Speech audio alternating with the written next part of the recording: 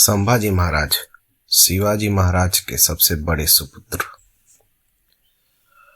छत्रपति संभाजी महाराज 1657 से 1689 मराठा साम्राज्य के द्वितीय छत्रपति राजा के रूप में उत्तराधिकारी थे।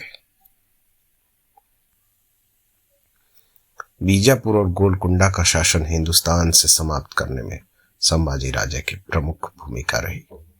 संभाजी राजे अपनी वीरता और विद्वता के लिए प्रसिद्ध थे।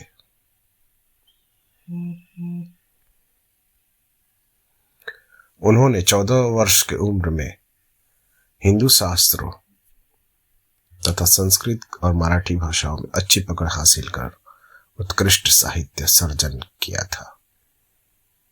मुगल राजा औरंगजेब के साथ उनका संघर्ष इतिहास प्रसिद्ध है। संभाजी राजे ने अपने कम समय के शासनकाल में 210 युद्ध किए और इसमें एक प्रमुख बात ये थी कि उनकी सेना एक भी युद्ध में पराभूत नहीं हुई। उनके पराक्रम की वजह से परेशान हो कर औरंगजेब ने कसम खाई थी कि ये जब तक छत्रपति संभाजी राजे को पकड़े नहीं जाएंगे वो अपना किमोस सर पर नहीं चढ़ाएगा। 11 मार्च 1689 को औरंगजेब ने छत्रपति संभाजी महाराज की बड़ी क्रूरता के साथ हत्या कर दी। जन्म एवं बचपन। संभाजी महाराज का जन्म 14 मई 1657 ईस्वी को पुरंदरपुर के किले में हुई। वे महान छत्रपति शिवाजी महाराज और उनकी पहली पत्नी सुईबाई के पुत्र थे।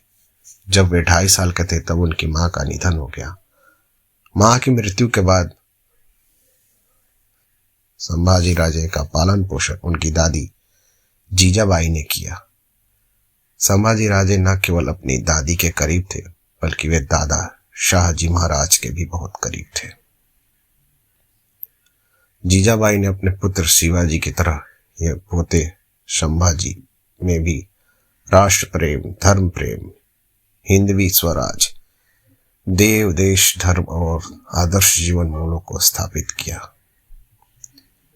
इसके अलावा उन्होंने गणित, तर्क, भूगोल, इतिहास, पुराण, रामायण, व्याकरण आदि का ज्ञान काशीराम शास्त्री से अर्जित किया। पिता शिवाजी ने उन्हें शारीरिक प्रशिक्षण दिया। उन्होंने अपनी उम्र में केवल 14 साल में उन्होंने बद्धभूषण, नखशिख, नायिका भेद तथा शताशक ये 3 संस्कृत ग्रंथ लिखे जो उनके प्रखर विद्वता का परिचय है। राज्याभिषेक। जीवूबाई, जिन्हें येसुबाई के नाम से भी जाना जाता है, संभाजी महाराज की पत्नी थी। इस वैवाहिक गठन के बाद शिवाजी को कोंकण क्षेत्र पर नियंत्रण मिल गया। संभाजी राजे और येसुबाई के सबसे बड़े बेटे थे। अप्रैल 1680 में शिवाजी महाराज की मृत्यु हो गई। संभाजी के सौतेली मां सोयराबाई ने उनके सौतेले भाई राजाराम से मराठा साम्राज्य का अगला राजा बनने के लिए कहा। यह खबर सुनकर संभाजी ने पन्हाला किला और रायगढ़ किला जीत लिया। 20 जुलाई 1680 को उनका हिंदू परंपराओं के अनुसार राज्याभिषेक किया गया। वे मराठा साम्राज्य के द्वितीय छत्रपति बन गए। राजा बनने के साथ ही उन्होंने शककर्ता और हिंदवी धर्मोद्धारक उपाधि धारण की।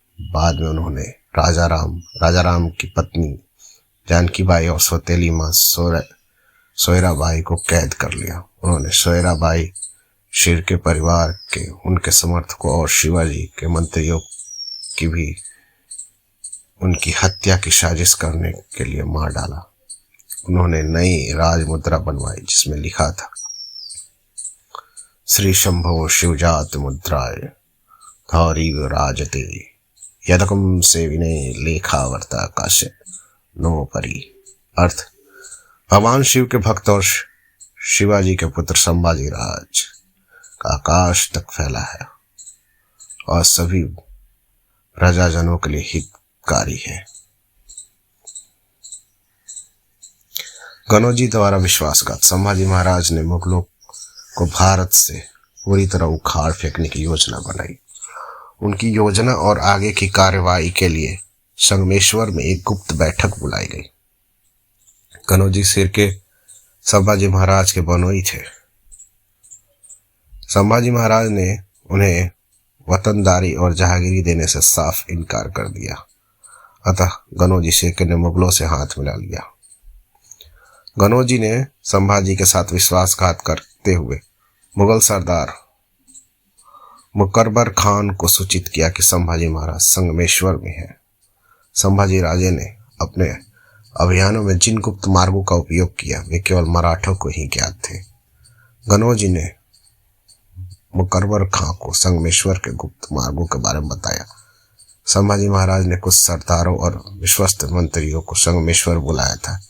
एक गुप्त बैठक के बाद गांव वालों के आग्रह पर वे उनकी बात का सम्मान करते हुए कुछ समय तक प्रतीक्षा करते हुए तैयार हो गए।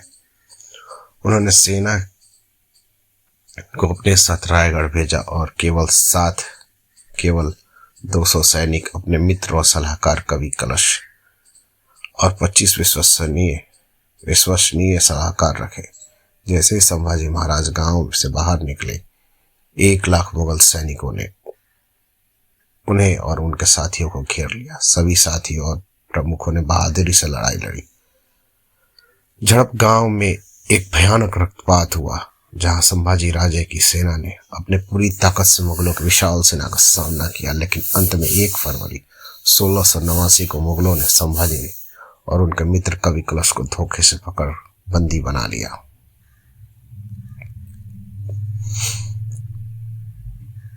यातनाएं तथा देह त्याग। सबसे पहले जुल्फिकार खान सेना के साथ छत्रपति संभाजी भोसले और कवि कलश को कराड़ा बारामती के रास्ते बहादुरगढ़ ले गए। फिर अंतिम दिनों में उन्हें भीमा, भामा और इंद्राणी के त्रिवेणी संगम पर स्थित गांव तुलापुर ले जाया गया। वहां औरंगजेब ने उन्हें दोनों के साथ बहुत अमानवीय व्यवहार किया। औरंगजेब ने संभाजी राजे और कवि कलश को जोकरों के कपड़े पहनाकर ऊंटों पर बांधकर उनका अपमान किया। कुछ लोगों ने पत्थर, कीचड़, गोबर फेंके। शंभू राजे और कवि कलश दोनों अपने आराध्य देवी का नाम जगदम्बा जगदम्बा जपते हुए ये सब झेल गए। अपमानित कृत्य के बाद संभाजी राजे औरंगजेब के दरबार में ले जाया गया। वहां औरंगजेब ने अपने जीवित रहने के लिए संभाजी महाराज के सामने 3 शर्तें रखी। सभी मराठा किला पर कब्जा करें और मराठा साम्राज्य के छिपे हुए खजानों को उजागर करें। दूसरा, मुगल गद्दारों के नाम उजागर करें जो मुगल दरबार के अधिकारी थे। तीसरा, इस्लाम कबूल करें। छत्रपति संभाजी महाराज ने सभी शर्तों को अस्वीकार किया और औरंगजेब ने फिर से इन्होंने इस्लाम कबूल करने को कहा। तब संभाजी ने कहा, धर्म मेरा प्राण है और मैं उसको नहीं छोड़ सकता। अपनी शर्तों का अस्वीकार करने के कारण औरंगजेब ने संभाजी और कवि कलश को अमानवीय यातनाएं देना शुरू कर दिया। मुगल सैनिकों धीरे धीरे चिमटी से उनके नाखून उखाड़ देते। सारे नाखून निकाल देने के बाद एक एक करके उनकी उंगलियां काट लेते। अपने असहनीय दर्द के बावजूद औरंगजेब जब भी कारावास आता तो उसे कुछ न कुछ बोलते हुए हर अत्याचार के बाद औरंगजेब ने संभाजी को इस्लाम धर्म अपनाने के लिए कहा, लेकिन उन्होंने हर बार इस प्रस्ताव को अस्वीकार कर दिया। एक दिन गुस्से में औरंगजेब ने उनकी जीभ काट देने का हुक्म दिया। कुछ दिन बाद त्वचा छील दी गई। उसके बाद गर्म सलाखे से उनकी आंखें निकाल दी गई। कुछ दिन बाद एक एक करके दोनों हाथ काट दिए गए। अंत में उनका सिर काट दिया गया और एक विशेष हथियार से उनका धड़ 2 टुकड़े में विभाजित कर दिया गया और सब टुकड़ों को मुगलों द्वारा तुलापुर में भीमा नदी में संगम में फेंक दिया गया। इस प्रकार संभाजी महाराज ने अपने प्राण देकर भी अपने हिंदू धर्म और अपने स्वाभिमान का त्याग नहीं किया। उनके बलिदान के कारण सभी मराठा और दूसरे हिंदू राज्य एकजुट होकर मुगलों से लड़े, जिसके चलते थोड़े वर्षों बाद ही मुगल साम्राज्य का अंत हो गया। शिवाजी महाराज के हिंदवी स्वराज और हिंदू धर्म की अस्मिता की रक्षा करने के कारण ही छत्रपति संभाजी महाराज को धर्मवीर की उपाधि दी जाती है। उनकी वीरता और उच्च चरित्र आने वाली पीढ़ियों के लिए प्रेरणादायक रहेगी। जय हो संभाजी महाराज।